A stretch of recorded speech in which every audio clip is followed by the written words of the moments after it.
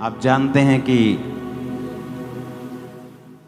प्रभु ने बड़ी एक आई ओपनिंग बात मुझसे की पिछले हफ्ते। प्रभु ने कहा कि अगर लोगों को यह मालूम है कि जब उनको पेट की दिक्कत होती है वो घर बैठ के रोते नहीं रहते, पेट के डॉक्टर के साथ अपॉइंटमेंट बुक करते हैं और पेट के डॉक्टर को दिखा देते हैं। जब उनको आंखों की दिक्कत होती है वो आंखों के डॉक्टर के पास चले जाते हैं। आप घर बैठ के रोते नहीं रहते कि मेरी आंखें खराब है, मेरी आंख, आप जाते हैं और डॉक्टर के पास चले जाते हैं। पर जब एक क्रिश्चियन को प्रॉब्लम होती है वो घर बैठा रोता रहता है। अगर उसे हीलिंग चाहिए तो परमेश्वर ने लोग ठहराए हैं जिनके पास हीलिंग का वरदान है, वो उनके पास नहीं जाते, इसलिए वो रोते रहते हैं। इसीलिए प्रभु उनको बाइबल में बच्चा कहता है, मंदबुद्धि और मूर्ख कहता है, कि उन्हें सांसारिक बातों की तो नॉलेज है कि अगर मेरे फाइनेंस में गड़बड़ है तो मुझे अच्छे सीए के पास जाना है, अगर मेरे मकान में कोई दिक्कत है तो मुझे मिस्त्री के पास जाना है, मेरे साउंड में कुछ दिक्कत है तो मैं अच्छी टीम बुलाऊंगा दिल्ली से साउंड की, मुझे चेक करे। पर जब आपको कोई दिक्कत होती है तो आप ये भूल जाते हैं कि परमेश्वर ने लोग ठहराए हैं जिनके पास आपको जाना होगा। अगर परमेश्वर ने डायरेक्ट अपनी आत्मा के द्वारा कार्य करना होता तो वो कभी ना कहता कि मैंने चर्च में pastors, evangelist, profits, apostles, teachers ठहराए हैं। वो ये कहता कि मैंने अपना आत्मा ठहराया है जो तुम्हारी जिंदगी में काम करेगा। लेकिन वचन क्या कहता है? उसने कहा मैंने चर्च में इन लोगों को ठहराया है कि मसीह की देह उन्नति पाए। आप हील होंगे, आप उन्नति करेंगे। मैं आपको बता रहा हूं, healing is a spiritual thing. आपके कमर में दर्द है, आप बैठकर प्रार्थना नहीं कर सकते फुल कंसंट्रेशन के साथ, लेकिन जब वो दर्द हील हो जाता है आप फ्री हो जाते हैं फुल पोटेंशियल के साथ प्रार्थना करने के लिए। सो healing, deliverance is a spiritual thing. ये कोई शारीरिक चीज नहीं है जिसको लोग, जिसकी निंदा करने लगते हैं क्योंकि उनके पास वो वरदान नहीं है। हाथ ना आए थू कोड़ी। ऐसे पास्टर्स भी हैं जिनके पास हीलिंग का वरदान नहीं है। अपने प्रचार से उनकी चर्च में लाखों लोग हैं जो लोग ये बोलते हैं कि हमारे पास हीलिंग का वरदान नहीं, हम सच बोलते हैं इसलिए हमारे पास लोग थोड़े हैं। मैं आपको अकेले प्रचारक बता देता हूं जो इस इंडिया की दूसरी सबसे बड़ी चर्च है, वहां पे 3.5 लाख मेंबर हैं, सिर्फ प्रचार करता है पास्टर।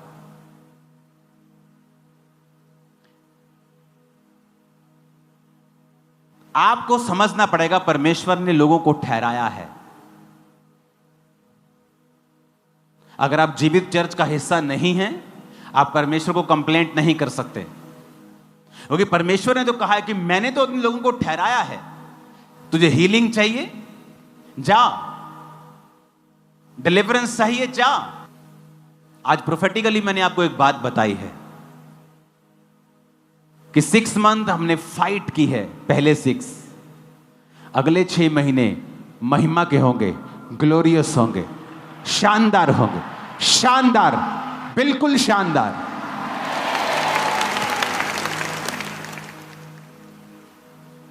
लोगों को लगता है शायद फेसबुक से नाम पढ़ के प्रोफेसी करना प्रोफेसी है, वो प्रोफेसी नहीं है। आप अपने लोगों को देखेंगे, अपने रिश्तेदारों को, दोस्तों को देखेंगे कि वो स्पिरिट डबल ट्रिपल 10 गुना ज्यादा खिंचाहट से उनको अपनी ओर खींच रही है और परमेश्वर के भवन में लेके आ रही है। वो आत्मा आप देखेंगे उनके साथ, आप देखोगे। ये प्रोफेटिक वर्ड है जो मैं आपको दे रहा हूं। जैसे जैसे टेक्नोलॉजी बढ़ेगी, एविएशन में बहुत सी नई टेक्नोलॉजी आप देखोगे। फ्यूचर तो ऐसा होगा कि जहाज क्रैश होने की घटनाएं 0 पॉइंट समथिंग % पे आ जाएंगी, इतनी कम हो जाएंगी। टेक्नोलॉजीज ऐसी होंगी कि किसी को बंदूक से मारने की जरूरत नहीं पड़ेगी, आप उसको दूर से बिना बंदूक से मार पाएंगे। और लोगों का डिप्रेशन हाईएस्ट लेवल पे होगा, छोटे छोटे बच्चे भी डिप्रेशन का शिकार होंगे फ्यूचर में। और इसीलिए परमेश्वर की ओर लोग ज्यादा होंगे, विरोध भी ज्यादा होगा, अंधेरा भी ज्यादा होगा और उजाला भी ज्यादा होगा। आपके बच्चे चमकेंगे तारों की तरह और लोगों को सिखाएं। और ये ज्यादा टाइम नहीं लगेगा, मैं आपको बता रहा हूं। सडनली कुछ दिनों में, कुछ महीनों में ही टेक्नोलॉजीज उस लेवल पे चले जाएंगी कि जो लोग परमेश्वर में नहीं होंगे वो डिप्रेशन का शिकार हो जाएंगे। क्योंकि आज अगर उसको सेफ्टी चाहिए वो अपने घर में जा सकता है, अपनी बख्तरबंद गाड़ी में जा सकता है, लेकिन फ्यूचर में ये भी चीजें सेफ नहीं होंगी। गारंटी सिर्फ उसी की होगी जो यीशु के लहू में छुपा हुआ है। तो लोग ज्यादा जरूरत समझेंगे परमेश्वर में आने की, जिस तरह कोविड के बाद हुआ। लोगों को ज्यादा महसूस हुआ कि हमें परमेश्वर के करीब रहना है। तो आप अगर घर में बैठे कंप्लेंट कर रहे हैं तो गलती परमेश्वर की नहीं है। आपको हीलिंग चाहिए, डिलीवरेंस चाहिए, प्रोफेटिक आपको विजन चाहिए, परमेश्वर क्या चाहता है, आप जीवित चर्च में आएं और सुने फिर परमेश्वर क्या चाहता है। तो इसलिए मैं ये बता रहा हूं कि आपको मालूम हो कि पवित्र आत्मा जब आपसे बात कर रहा है किसी विषय में, आपको ऐसा ना लगे कि मेरा मन आपसे बात कर रहा है। क्योंकि विश्वासियों से परमेश्वर बहुत ज्यादा बात जब नहीं करता या उनको पहचान नहीं होती परमेश्वर की आवाज कौन सी है, मन की कौन सी है, तो वो सोचते हैं कि शायद उनके मन में ये बात आ रही है। लेकिन कई बार मन में नहीं आ रही होती, वो परमेश्वर का आत्मा उनसे बात कर रहा होता है। तो एक नियम आप अपनी जिंदगी में बना लें कि परमेश्वर ने डायरेक्ट वो कुछ नहीं करता, बाइबल कहती वो अपने लोगों का इस्तेमाल करता है। तो अगर आपको हीलिंग चाहिए, स्पिरिचुअल लोगों के साथ संगति करें, उस चर्च का हिस्सा बने जहां हीलिंग पावर अवेलेबल है। मैं हील हुआ कि नहीं हुआ ये बात अलग है, लेकिन अगर एक कैंसर वाला हील हो रहा है, एक HIV वाला हो रहा है, तो सब हो सकते हैं, क्योंकि वो ग्रेस उस चर्च के ऊपर अवेलेबल है। एक के बेबी हो रहा है, 2 को हो रहे, 3 को हो रहे, इसका मतलब ग्रेस अवेलेबल है। ऐसा कैसे हो सकता है कि आप ले हैंड करवाएं, आपको हल्का महसूस हो, आप सब कुछ उठा रहे हैं, आप अगले दिन 2 दिन बाद वापस जा रहे हैं, आप प्रेग्नेंट हैं?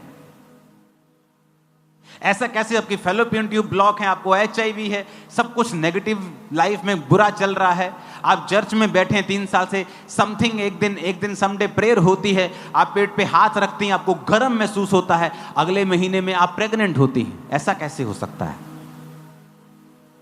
आपका बेबी, आपका हस्बैंड, आप HIV फ्री हैं, ऐसा कैसे हो सकता है? एक इत्तेफाक हो सकता है, 2 हो सकते हैं, 20,000 इत्तेफाक नहीं हो सकते। एक संडे कम से कम आप 20-25 गवाहियां रेगुलर सुनते हो, 70 से 100 गवाहियां आप इंस्टेंट सुनते हो।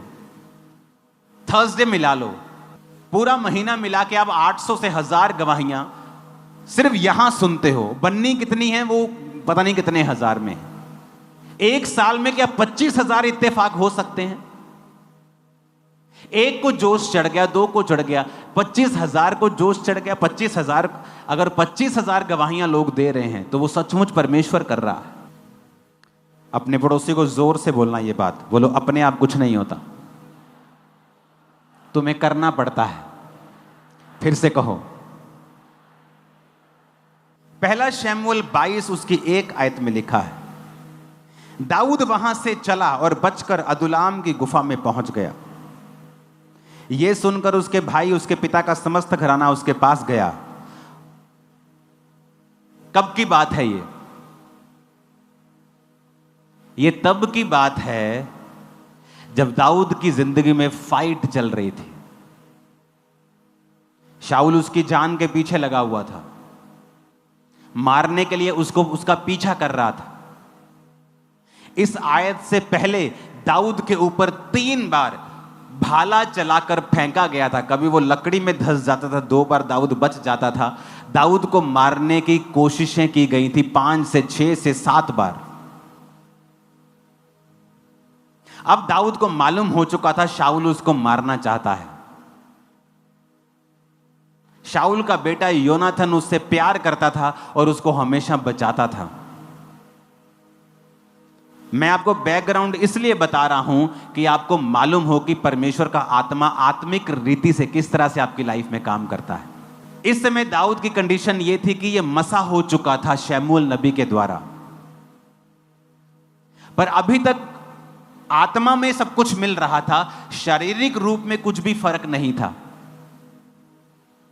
जिस तरह एक भाई आके कहता है कि मैं आता रहा चर्च में, HIV वैसे ही था, फैलोपियन ट्यूब्स भी वैसे ही ब्लॉक थी। हां, आत्मा में मेरा विश्वास बढ़ गया, आत्मा में मेरी तरक्की हो गई, मैं परमेश्वर में विश्वास करने लगा, मैंने पाप छोड़ दिया, मेरी आत्मिक जिंदगी अच्छी हो गई। अभी आत्मा में फर्क पड़ रहा है, शरीर में कुछ नहीं हुआ। यह दाऊद का वो पीरियड था, वो समा था कि जब आत्मा में सब कुछ हो रहा है लेकिन शरीर में कुछ नहीं हो रहा। और अब वो ऑफिशियली भगोड़ा हो चुका है। पहले वो शाऊल के सामने रहता था, शाऊल पर दुष्ट आत्मा चढ़ता था, वो वीणा बजाता था, गाता था, शाऊल चंगा हो जाता था। चंगा होता था तो शाऊल को अच्छा लगता था। बीच बीच में दुष्ट आत्मा शाऊल पे अटैक करता था और वो जेलसी करता था दाऊद से, और बीच बीच में उसको मारने के लिए भाला चलाता था। वो डेंजरस थिंग कि आप किसी के सामने मिनिस्टर कर रहे हैं और शाऊल उस पे भाला चला रहा है, और हर बार वो बच जाता था। अब बात इससे आगे चली गई थी। अब वो ऑफिशियली भगोड़ा था, यानी उस देश से ही भाग चुका था। कुछ हुआ, क्या हुआ? 2 आयत में कुछ हुआ, देखेंगे। मैं 1, 2, 3 पढ़ूंगा, क्वायर के साथ और कलीसिया के साथ हम मिलके पढ़ेंगे। पहला शमूएल 22 की 1 हमने पढ़ ली है कि दाऊद वहां से बचकर गुफा में पहुंचा अदुल्लाम की। 2 आयत को हम पढ़ेंगे, 1, 2, 3। और जितने संकट में पड़े थे और जितने ऋणी थे और जितने उदास थे, वे सब उसके पास इकट्ठे हुए। सब ऊंची आवाज़ में बोलो, बोलो। जितने कर्जाई थे, जितने उदास थे और जितने मुसीबत में थे, दाऊद के पास कौन लोग आए? जितने संकट में थे, दूसरे कर्जाई, तीसरे उदास। क्या कलीसिया मिली है दाऊद को, हैं? कि जितने मुसीबत के मारे, जितने संकट के मारे, जितने कर्जाई, सब दाऊद के पास चले गए। जो पास्टर्स बड़ी बड़ी कलीसिया रखने का दर्शन रखते हैं ना, आप नोटिस करना, जो पहली कलीसिया आपकी होगी, शुरुआती लोग, वो बहुत ही दुखों के, कर्जों के और शैतान के मारे हुए होंगे। पर उन लोगों को देखकर कभी ये अंदाजा मत लगाना, क्योंकि ये लोग जो कर्जाई थे, ऋणी कर्जाई, उदास थे, संकट में थे, जब दूसरा शमूएल में आप पढ़ते हैं, सारे के सारे दाऊद के योद्धा बन चुके थे, कर्जों से आजाद हो चुके थे, मुसीबत से आजाद हो चुके थे, और कोई भी उनमें से उदास नहीं था। It's a perfect demonstration, perfect उदाहरण है कि अगर आप ऐसे व्यक्ति के साथ जुड़ेंगे जो दर्शन में हो। अभी दाऊद की जिंदगी में भी कोई बड़ा काम नहीं हुआ है, लेकिन वो आत्मिक है, स्पिरिचुअल मैन। जब मैंने खामरा चर्च स्टार्ट की थी, क्या था मेरे पास? कुछ नहीं था मेरे पास। मैं अपना बिजनेस करता था, एक बिजनेसमैन था मैं। लोग आते थे, मैंने गरीब है, अमीर है, डोंट वरी, वचन। आज वही लोग हैं जो लाखों की सपोर्ट कर रहे हैं हर महीने चर्च की, वही लोग, सेम सालों से आ रहे यहां, आज भी जानते हैं मुझे, मैं मिलता हूं उनसे और खुशी होती मुझे। पुराना मेंबर देखता हूं मैं, खुशी होती मेरे को। पता नहीं कहां पीछे पीछे बैठे रहते ये लोग, कभी कभी मिल जाते हैं, लेट आते हैं, कभी उधर बैठ जाते हैं ओवरफ्लो में।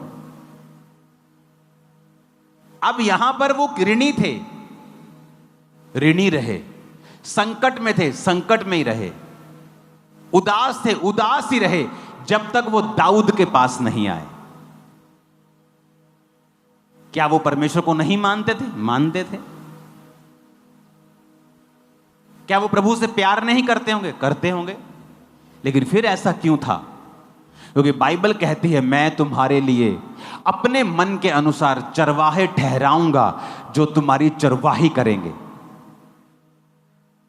आज आपकी स्पिरिचुअल लाइफ आप देखेंगे ना, आप मोटे हो चुके हैं, तगड़े हो चुके हैं अपनी स्पिरिचुअल लाइफ।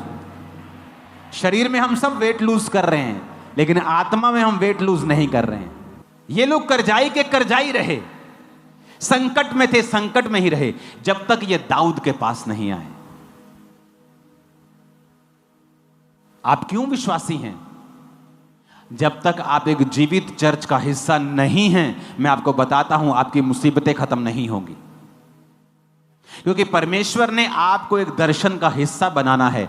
दाऊद के ऊपर एक दर्शन था कि मेरे मन के अनुसार जो राजा होना चाहिए वो दाऊद है। दाऊद को एक टीम चाहिए जो दाऊद के आगे आगे काम करे। मैं दाऊद से बात करूंगा, दर्शन दाऊद को दूंगा, दाऊद मेरे लिए काम करेगा, यह टीम दाऊद के लिए काम करेगी।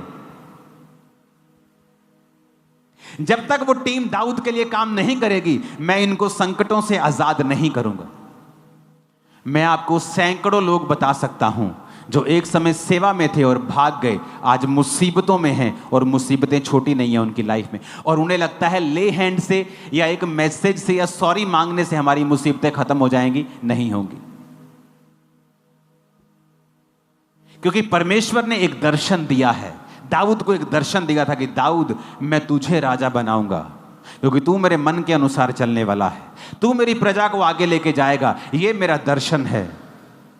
जितने लोग तेरा दर्शन में साथ देंगे, उनकी सारी पर्सनल मुसीबतों को मैं उनकी जिंदगियों से दूर करूंगा, क्योंकि मैं तेरे संग हूं उस दर्शन के कारण जो मेरा तेरे सिर के ऊपर है। अगर ये करजाई रोते रहते तो रोते रहते, संकट में रहते तो संकट में रहते। उन्होंने फैसला किया, हम दर्शन के साथ जुड़ेंगे। एक अविश्वासी को पता है संगति रंगति को लेके आती है। अच्छी संगत, अच्छी रंगत अविश्वासी को पता है। लेकिन एक विश्वासी कौन सी जगह जा रहा है जो उसके घर के नजदीक है, उसको किराया नहीं भरना। यहां थे इंडिया में 20,000 की नौकरी के लिए 1 घंटा जाते थे, बस में 1 घंटे से वापिस आते थे, हर संडे चर्च में होते थे। फॉरेन में चले गए, शनिवार भी काम करते, संडे भी काम करते हैं। और अगर बोलो ब्रांच जाते हो, नहीं, very far from my house पापा जी, साढ़े को 2 घंटे दूर है ब्रांच। 2 घंटे कैसे? पैदल नहीं, गाड़ी में 2 घंटे सिर्फ।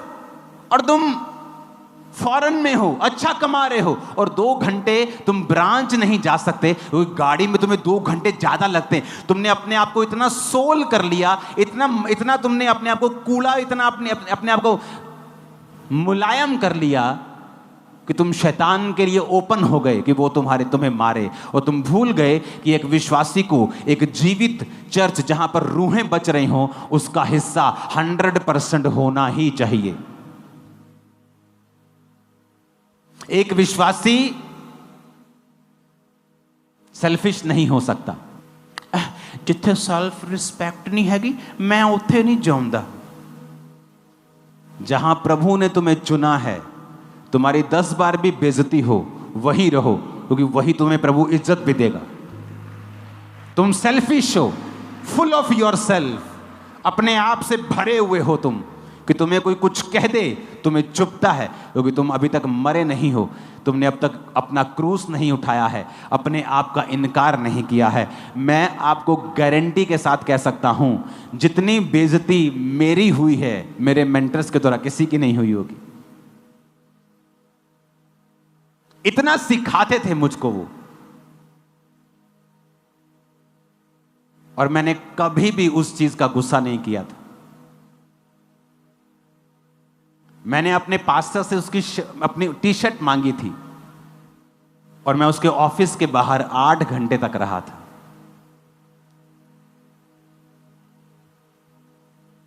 टी शर्ट लेके ही निकला, मैं भी ढीठ था, मैंने कहा जाना ही नहीं, आज लेके ही जानी टी शर्ट। जब तुम अपने आप में मरे ही नहीं हो, तुम्हें किसी वॉलंटियर ने कुछ कह दिया, तुम अपने आप से इतने भरे हुए हो, तुम प्रभु का स्पर्श नहीं ले सकते। जीवित चर्च का हिस्सा बनना आसान भी नहीं है। आपको एफर्ट्स लगाने पड़ते हैं, चैलेंजेस का सामना करना पड़ता है। चर्च को संभालने वाले इस चर्च में 5200, 5300, पता नहीं 5500 वॉलंटियर्स हैं। 5500 वॉलंटियर्स, सब ब्रांचेस मिला के। आपको क्या लगता है, अगर उनमें से 1% भी किसी का दिमाग खराब हो तो कम से कम 50 होंगे जिनका दिमाग खराब होगा। तो अगर आप किसी के दिमाग खराब करवाने पर दिमाग खराब कर सकते हैं तो आपको अपना दिमाग ठीक करने की जरूरत पड़ेगी। क्योंकि हजारों में कुछ तो लोग होंगे जो आज सताए हुए होंगे, मूड खराब वाले होंगे। क्या आप उनके कुछ बोलने से निरुत्साहित हो जाएंगे? क्या आपको नहीं पता आप जीवित चर्च का हिस्सा हैं? क्या आपको नहीं पता परमेश्वर ने आपको भेजा है? क्या आपको नहीं पता एक दर्शन के तहत आप यहां पर हैं और आपकी लाइफ आज से कभी सेम नहीं? ये प्रोफेटिक वर्ड है, कुछ करो या ना करो, आज मैं कह रहा हूं आपकी लाइफ कभी सेम नहीं। आज के बाद एक नेक्स्ट लेवल के ऊपर आप जा रहे हो। आमीन। मेरे को खड़कने वाला चाहिए छत के ऊपर। हालेलुया। पढ़ो इन लोगों को, पहले शमूएल में पढ़ो इन करजाइयों को, इन करजाइयों को, इन ऋणियों को, इन दुखियों को, इन मुसीबत में पड़े हुए लोगों को पढ़ो। लेकिन मैं आपको बताता हूं, फिर दूसरा शमूएल भी पढ़ना। दूसरा शमूएल 23 उसकी 8 आयत से पढ़ना, जहां लिखा है दाऊद के शूरवीरों के नाम ये हैं, तहकमोनी, यशोब, यशबेत, उसके बाद अहोदी दादे का पुत्र एलियाजर। आपको दाऊद के वीर मिलेंगे। कौन थे ये? वही ऋणी, वही संकट, वही मुसीबत, वही दुखी लोगों की एक छोटी सी कलीसिया जिसने दाऊद पर विश्वास किया कि इस परमेश्वर ने इसको खड़ा किया और हम प्रभु के काम करेंगे इसके साथ मिलके, और परमेश्वर ने उन्हीं को योद्धा बना दिया। कुछ ही समय की बात है, आप एक बड़े योद्धा के रूप में जाने जाएंगे, आप एक बड़े बिजनेसमैन के रूप में जाने जाएंगे, एक बड़े पास्टर्स के रूप में भी जाने जाएंगे। आमीन। मेरे को खड़कने वाला चाहिए।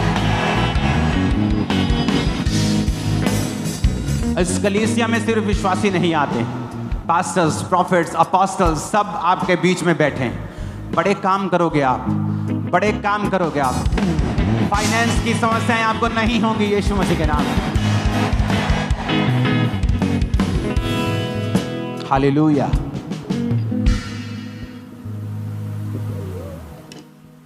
संगति एक अविश्वासी को भी पता है, संगति ही रंगत को लेके आती है, लेकिन विश्वासियों को नहीं पता। इसलिए तो परमेश्वर ने नाराजगी जाहिर की है बाइबल में।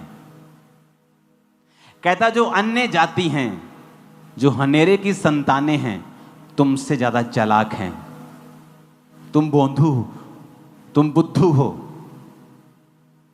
तुमसे ज्यादा चालाक है वो। उन्हें पता है आंख की प्रॉब्लम है, 2 मिनट में फोन पे बुक करेंगे आई डॉक्टर। गले की दिक्कत है, चलो ENT डॉक्टर के पास चलते हैं। लेकिन तुम्हें नहीं पता कहां जाना है, तुम अभी भी प्रभु के सामने बैठ के रो रहे हो और प्रभु कहता है, ए भाई, मैंने चर्च में लोगों को ठहराया है, हीलिंग चाहिए तो जा वहां जहां हीलिंग हो रही है। मैं तो हीलिंग कर रहा हूं, तू नहीं जा रहा। जा जहां डिलीवरेंस हो रही है, मैं तो कर रहा हूं। जा जहां पे परमेश्वर अपने दासों के द्वारा बात करके प्रोफेटिकली आपको बता रहा है कैसे तैयार रहना है फ्यूचर के लिए, मैं तो बता रहा हूं। तू ही नहीं जा रहा।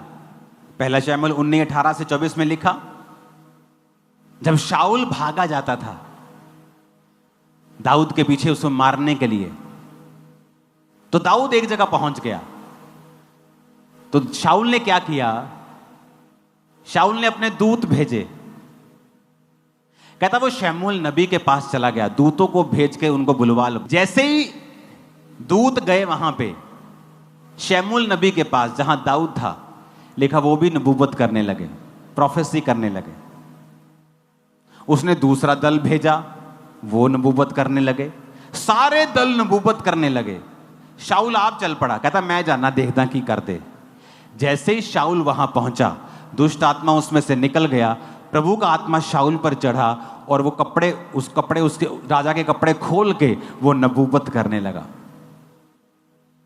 संगति शमूएल की अराउंड इतना मसा था कि आम व्यक्ति भी उस मसे में प्रोफेसी करने लगता था।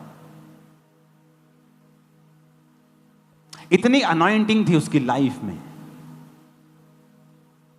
मैं आपको यह सच कह रहा हूं, प्रभु की आत्मा से अगर आप लंबे समय से चर्च को अटेंड कर रहे हैं, आप हाथ रखेंगे रोगी चंगे हो जाएंगे। आप करके देख लो, वचन कहता है तो रोगियों पे हाथ रखा रोगी चंगे हो जाएंगे। किनको कहता है? जो विश्वासी हैं। इसलिए नहीं कि आप इसी चर्च के मेंबर, मैं इसलिए कह रहा हूं कि मुझे इस बात का यकीन हो जाए, अगर आप एक जीवित चर्च का हिस्सा है तो आपने इतने महीने इतने साल वचन सुन लिया है, आपने पाप के बारे में आपको मालूम है, आप उससे दूर होंगे, आप प्रार्थना करने वाले होंगे। इसलिए मैं आपसे कह रहा हूं, आप रोगियों पे हाथ रखेंगे वो चंगे हो जाएंगे, क्योंकि आप ऐसी संगति में हैं। जाओ अपने मुसीबत से भरे हुए दोस्त से बात करो, तुम 3 बार उससे मिल लो, उसकी जिंदगी बदल जाएगी, मैं आपको दावा करता हूं। जाओ अपने ऐसे रिश्तेदार से मिल लो जो दुखी है, चौथी मीटिंग में उसके जीवन में काम ना हुआ तो मेरे को बोलना। तुम्हारे अंदर प्रभु का आत्मा है, मसा है। वचन अकेला नहीं काम करता, पवित्र आत्मा का अभिषेक और उसकी प्रेजेंस जब होती है, तुम वचन बोलते हो, वो छेदती है अगले व्यक्ति को, वो जल्दी कन्विंस होता है। पुराने समय में काउंसलिंग्स होती थी लोगों की, ये नहीं जो आप आते हो काउंसलिंग ले, वो अलग काउंसलिंग, फेथ काउंसलिंग। उनको यीशु मसीह के बारे में सिखाया जाता, बड़ी काउंसलिंग्स होती थी कि वो विश्वास में आ जाए। जब मसा उतरा चर्च के ऊपर और रोगी चंगे होने लगे, फेथ के लिए किसी काउंसलिंग की जरूरत नहीं। यहां बैठे बच्चे को भी पता है यीशु मसीह जीवित परमेश्वर है, गवाहियां बताती हैं वो जीवित परमेश्वर है। शाऊल ने सोचा होगा, अच्छा लगता है स्पिरिचुअल आदमियों को भेज दिया है, और दूसरे बंदे भेज, कड़क दे जरा। वो कड़क आदमी भेजे, प्रोफेसी करने लगे। तीसरे भेजे, प्रोफेसी करने लगे। शाऊल खुद गया, प्रोफेसी करने लगा। वो ऑरा, वो एटमॉस्फेयर। आप परफ्यूम की दुकान पे काम करते हैं ना, परफ्यूम मत लगाओ, शाम को वहां से निकलोगे तुम खुद परफ्यूम, तुमसे स्मेल आएगी। कभी किसी को दिखाया है, कभी किसी को दिखाया, सारे दिन में वो तुम पे भी चढ़ गया है। अनॉइंटेड संगतियां करने से चाहे तुम पर हाथ ना रखा जाए और स्पेशल परफ्यूम ना लगाया जाए, पर तुम परफ्यूम से महक रहे हो, यह बात पक्की है। यूज करो इसे जब जरूरत हो, डरो मत। मैं नहीं कहता हर एक जन पे ले हैंड कर दो, पवित्र आत्मा से पूछो, सब पे ना मत करो, सबको मना मत करो, सबको हां मत करो। आप लोग, कुछ व्यक्ति आपको टेम्प्ट करते हैं जानबूझ के, शराब पी रहे होंगे, उनको ले हैंड से कोई मतलब नहीं, वैसे ही बोलेंगे प्रार्थना कर दो मुझ पे, ऐसे ही, वो अलग इशू है। पर आप में मसा है, ये 100% करेक्ट है, क्योंकि आप उस दर्शन का हिस्सा है जहां परमेश्वर वैसे ही कार्य कर रहा है। अपने पड़ोसी को बोलो, ऐसी संगति में जा जैसी रंगती, जैसी रंगत तू देखना चाहता है। आमीन। आमीन। कितने समझ रहे हैं इन बातों को? इंपॉर्टेंट है आपके दूसरे लोगों को भी यह वचन देना। आपके फेलो क्रिश्चियंस जो आपके साथ काम कर रहे हैं आपकी सेम प्लेस के ऊपर, उन्हें बताएं कि क्यों जरूरी है एक दर्शन के साथ जुड़ना।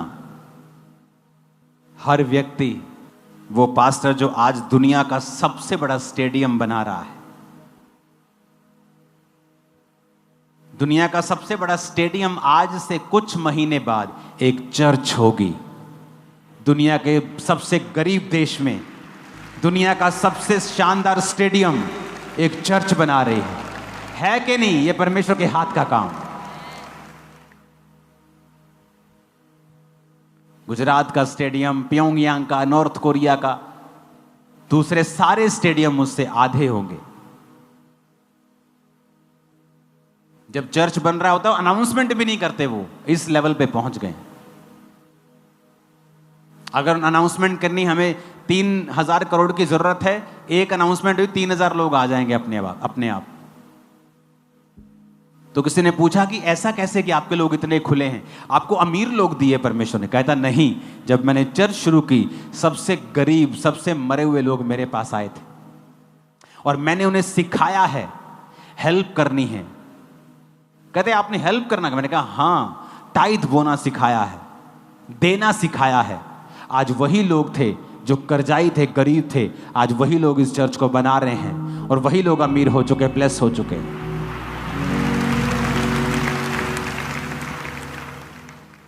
आपके पास थोड़ा आता है, आप सोचते नहीं ज्यादा आएगा तो मैं बोऊंगा। नहीं, मेरा तो साउंड का खर्चा है 10,000, 15,000 तो ऑफरिंग है, मैं टाइथ नहीं बो सकता चर्च का। इसीलिए आप हमेशा फाइनेंशियल स्ट्रगल करते हैं। डिवाइन विजडम लगाएंगे तो वो अलग बात करेगी, शारीरिक बुद्धि सोचेंगे तो वो अलग बात करेगी।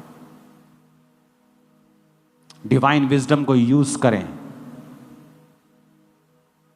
संगति को कभी अपनी लाइफ से खत्म ना होने दें। मैंने अपनी जिंदगी में कई चीजों के लिए बहुत ले हैंड करवाए, लेकिन वो समय पे गई। कुछ ले हैंड से इमीडिएटली आराम आया, कुछ ले हैंड से 2 महीने में, और कुछ ले हैंड से बहुत देर बाद। क्योंकि कई बार परमेश्वर की भी योजना होती है आपको कहीं लेके जाने की, और अगर परमेश्वर आपको सब कुछ दे दे तो कई बार आप उसके वचन से और उसकी आत्मिकता से हट जाते हैं। संगति करते रहेंगे तो परमेश्वर का आत्मा हम में काम करेगा। अपने पड़ोसी को बोलो, जितने संकट में थे, जितने कर्जाई थे, जितने उदास थे, सब दाऊद के पास इकट्ठे हुए। वह उनका प्रधान हुआ और वो 400 पुरुष थे, और सारे के सारे दाऊद के योद्धा बन गए, कर्जों से आजाद हो गए, संकट से निकल आए, उदासी चली गई। अपने हाथों को उठाओ, भविष्यवाणी करता हूं आपकी उदासी चली जाएगी, कर्जा चला जाएगा, मुसीबतों से तुम आजाद हो जाओगे। आमीन। 7 बार ये आशीष आपकी